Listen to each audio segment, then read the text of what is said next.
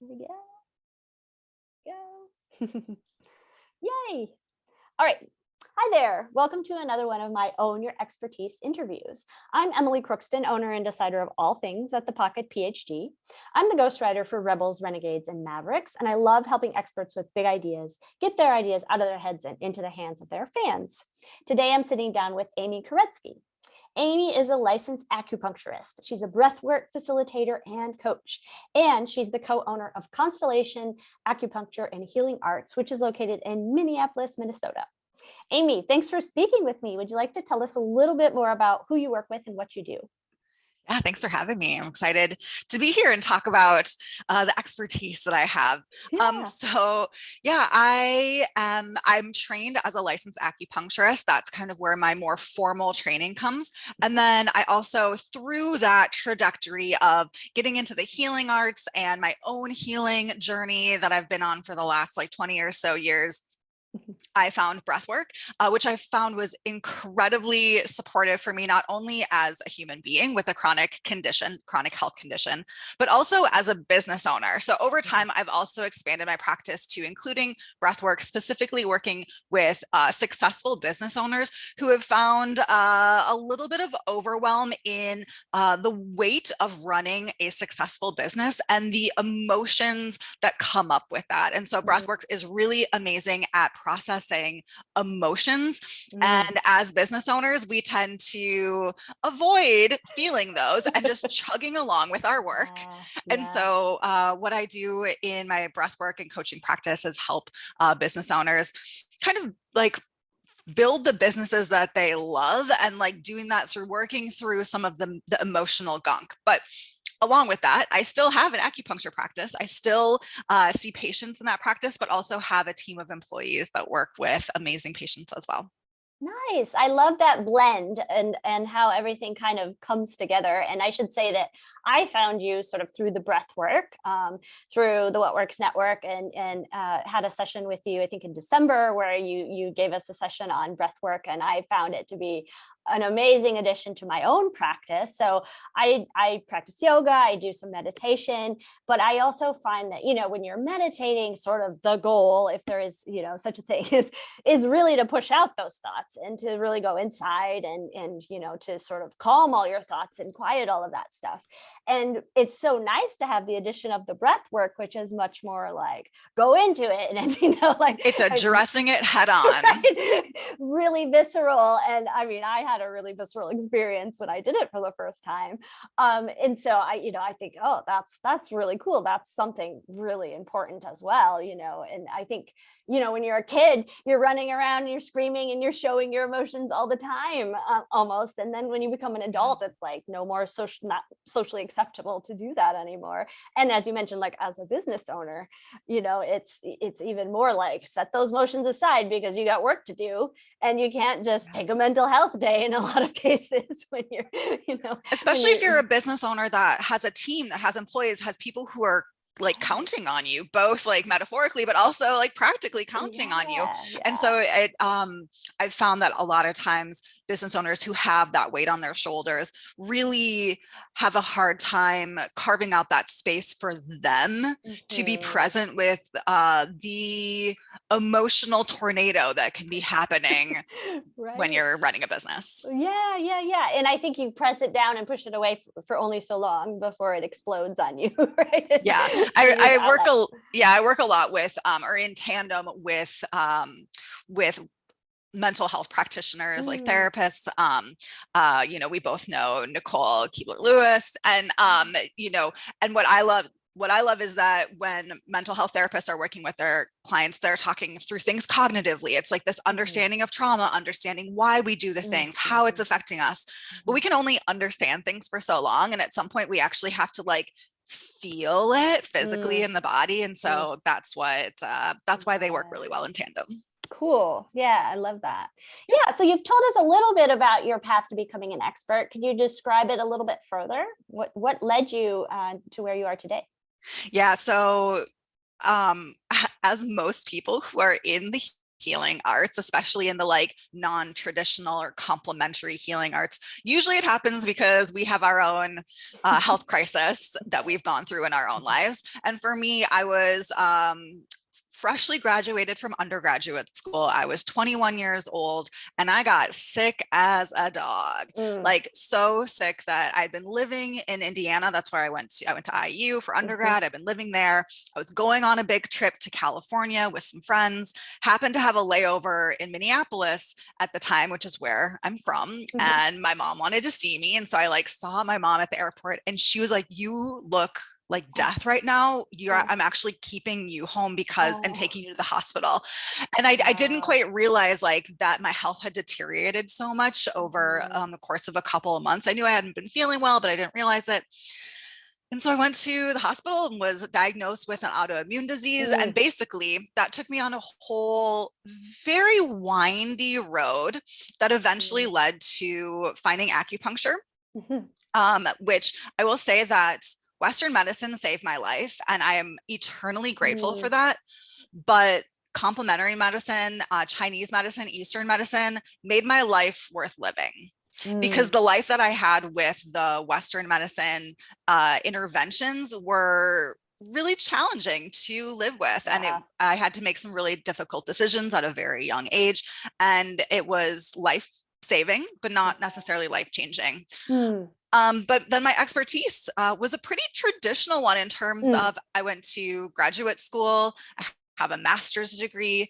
I don't think a lot of people realize that in Chinese medicine, at least for where I live in Minnesota, many other states in the United States, you have to have master's degree. You have to have over 3 years of education, over thousands of hours of both classroom time and clinical hours before you can even go ahead and take the national boards, which then I took 4 national board exams. So I'm nationally board certified, have my master's degree. Many people nowadays also have PhD or doctoral degrees for Chinese medicine. That wasn't as popular when I was in school 10 years ago. And so I have a pretty like traditional trajectory over the last decade or so. And then have continued to do continuing education credits, all of those things that you have to do when you have a license, a medical health license, which is what I have in the state of Minnesota. Yeah, that's really interesting. Yeah, you're right. I wouldn't have imagined. I mean, I knew you had to go to school for acupuncture and all that, but I didn't think of it as a master's degree and all the licensing that's involved in it. That's really neat. And how about the breath work? So you found your way to those folks, I imagine, within the community of acupuncture. Is that true?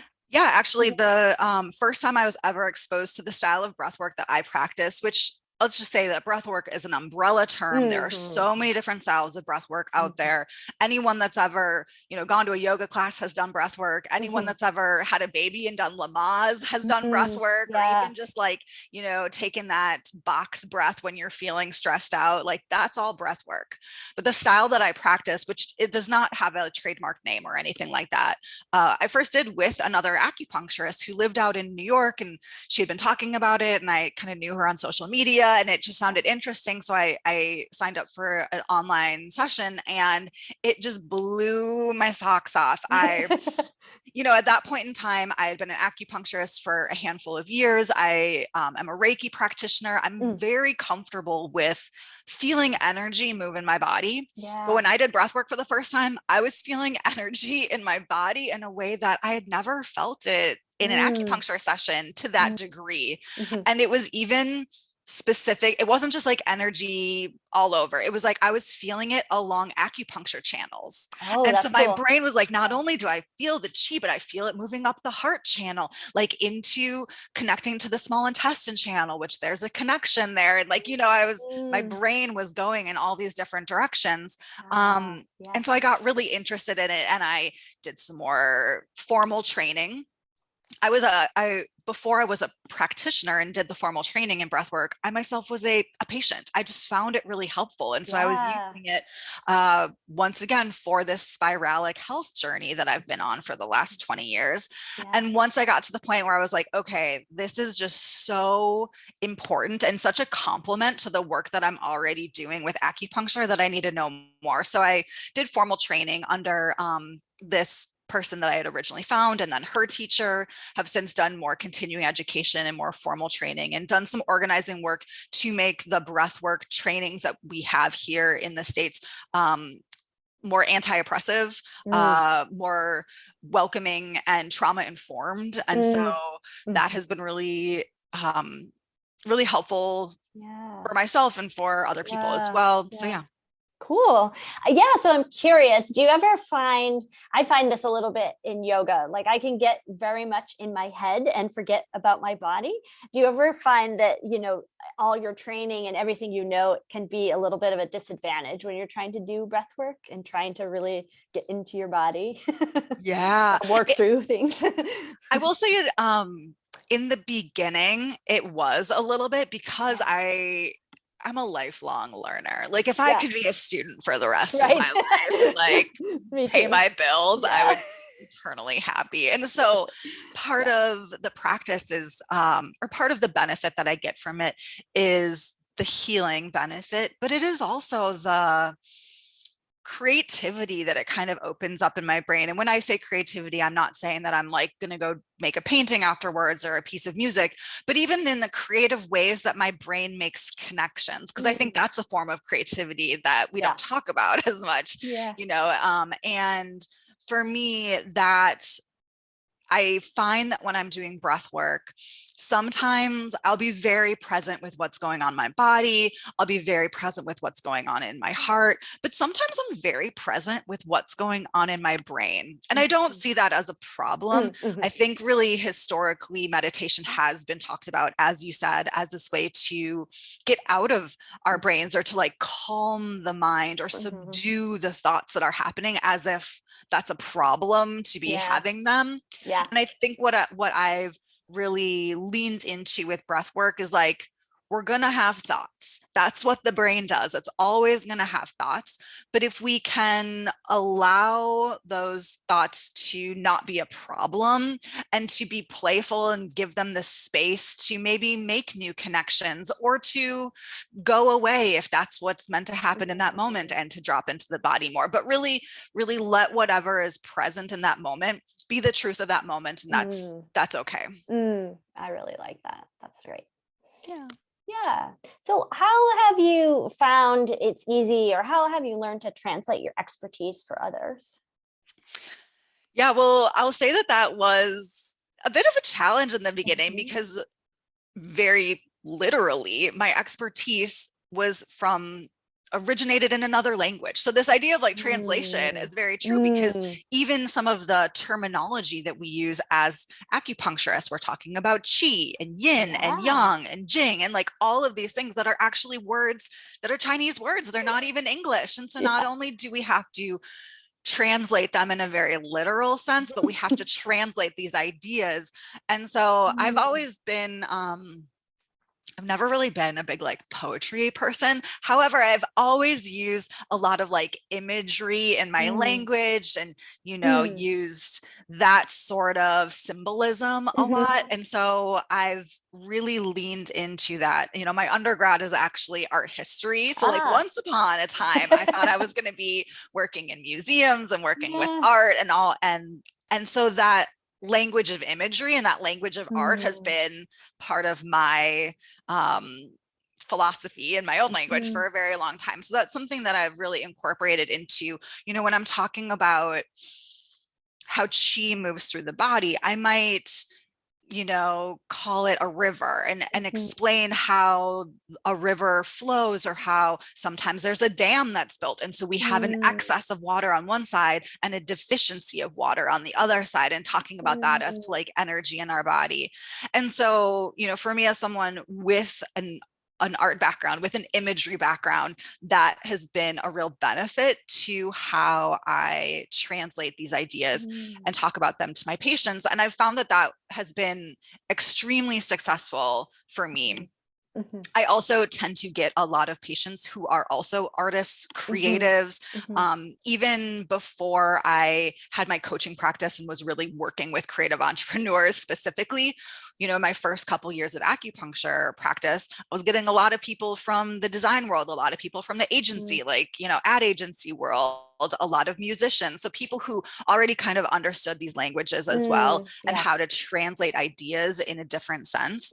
And so that sort of conversation was always something I naturally gravitated for and people resonated with. And so I think that that was a real big benefit to me in the beginning, and why I was able to grow my practice to the size that I did in the timeline that I did, as opposed to some other acupuncturists who maybe, you know, very strictly talk about things like qi and yin and yang. And like, I'll talk about them, but I'll really bring it back in a way that people can understand. Yeah, I think that's really important. And I love all of what you said. Like, I just love how bringing together the background and how much we lean on the past and things that have worked for us, and understanding our expertise and what we're there, and how much that filters into how we translate and talk about it with others. I think that's always so interesting to learn Yeah. about. And I think it's just something that, at least for me personally, it wasn't a intentional decision. It was not a strategic decision by any means.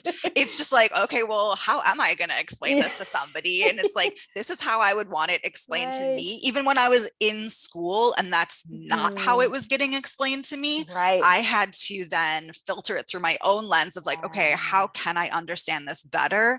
And so that's just how naturally I ended up sharing it with others.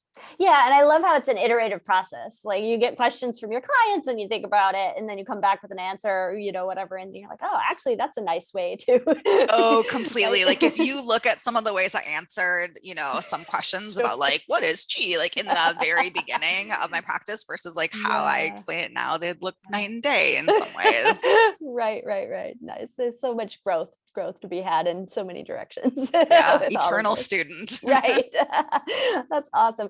Oh, Amy, I've really enjoyed this conversation with you. Why don't you tell people where they can find out more about you if they're curious? Yeah, so you can find me at amykuretsky.com. That's my website where I have my coaching and breathwork practice. On that site, you'll find I think it's like 10 or 15-minute video, free video just on there, where you can try breathwork yourself if you're curious and want to see what it's like. And if you're in the Twin Cities and you want to learn more about our clinic, you can find us at constellationacu.com. Awesome. Thanks so much, Amy. Thank you.